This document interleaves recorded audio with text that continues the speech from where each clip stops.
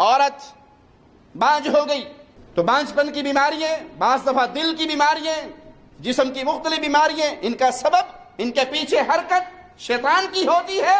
تو کلام الہی کے ساتھ جب ان کا علاج کیا جائے تو اللہ کی رحمت سے اللہ مالک شفا عطا فرماتا ہے۔ انہی امراض میں سے ایک مرض حیض کا مرض ہے۔ عورت کو جب ماہواری آتی ہے، پیریڈ آتے ہیں، حیض آتا ہے، تو دوران خون حیض میں ایک بیماری لگ جاتی ہے کہ عورت کے حیض کی عادت مثال کے طور پہ 7 دن ہے۔ بعض دفعہ تو وہ حیض کو خرابی میں ایسے مبتلا کرتا ہے کہ کئی مہینے گزر جاتے ہیں، حیض ہی نہیں آتا، مینسز نہیں آتے۔ اور بعض دفعہ وہ جب خون آتا ہے تو رکتا نہیں ہے، عادت 3 دن یا 7 دن کی ہے اور 10 دن گزر جاتے ہیں اور خون نہیں رکتا۔ اس کے پیچھے بھی شیطانی اثر ہوتا ہے۔ دلیل اس کی پیارے نبی صلی اللہ علیہ وسلم کا فرمان سنیے، سنن نبی داؤد حدیث نمبر 282۔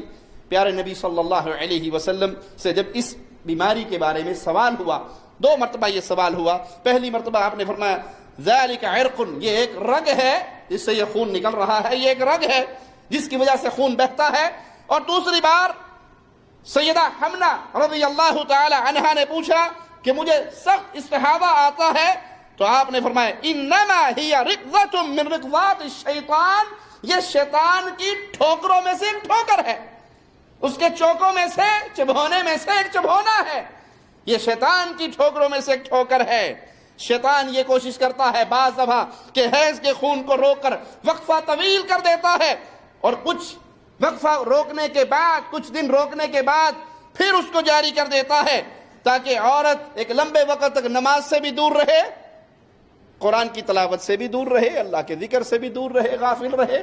اور جتنا انسان اللہ کے ذکر سے غافل ہوگا اتنا شیطان کا اثر بڑھتا جائے گا۔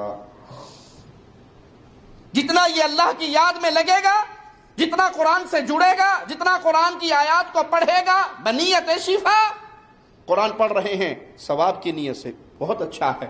اور جب آپ دم کریں، دم سنیں، اس وقت نیت کریں کہ میں اللہ کے اس کلام کے ذریعے شفا پا رہا ہوں، اللہ کا یہ کلام میری بیماریوں کو زائل کر رہا ہے۔ اور کبھی ایسے بھی ہوتا ہے کہ شیطان رحم کے اندر اس جگہ کو زخمی کر دیتا ہے اور عورت حیض کے خون اور غیر حیض کے خون میں تمیز نہیں کر پاتی اور احتیاطاً نماز سے رک جاتی ہے۔ اسی طرح بعض دفعہ اعضاء کو شل کر دیتا ہے، آدمی کی بازو نہیں حرکت کر رہی، اس کی ٹانگ نہیں حرکت کر رہی، اس کے بعد حصے شل کر دیتا ہے۔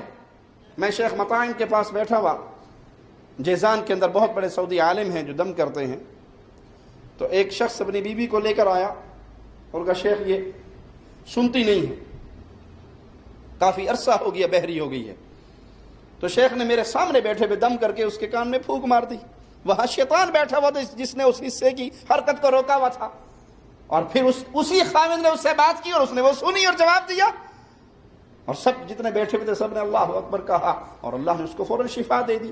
تو شیطان انسان کے جسم میں داخل ہو کر اس کے بعد حصوں کو شل کر دیتا ہے، جس سے وہ حرکت ہونا ختم ہو جاتی ہے۔ جب یہ حرکت رک جاتی ہے تو اس کے ساتھ مزید بیماریاں بھی جنم لیتی ہیں، اور ان میں جسم کے اوپر غم اور ہم چھا جاتا ہے۔ غم اور ہم یہ شیطان کا مدخل ہے، یہاں سے شیطان انسان کے اوپر حملہ آور ہوتا ہے۔ بعض دفعہ سانس کی تکلیف ہوتی ہے، بعض دفعہ دائمی سر درد ہوتا ہے۔ اور جب اس سن شدہ حصے پہ دم کیا جائے، کسی کا ہاتھ سن ہو گیا، کسی کا پاؤں سن ہو گیا، شل ہو گیا، تو اس پہ دم کیا جائے تو حرکت شروع ہو جاتی ہے۔ کیوں؟ یہ تو شل تھا، قرآن پڑھنے سے حرکت کیوں ہوئی؟ جو اندر شیطان بیٹھا ہے، جب قرآن پڑھا گیا اس نے وہ جگہ چھوڑ دی، جب وہ جگہ چھوڑ دی گئی تو اس عضو کے اندر اپنے آپ حرکت آنا شروع ہو گئی۔ اور اگر دم نہ کیا جائے، وہ مسلسل اس جگہ کو پکڑے رکھے، تو وہ انسان اسی بیماری کا شکار رہتا ہے۔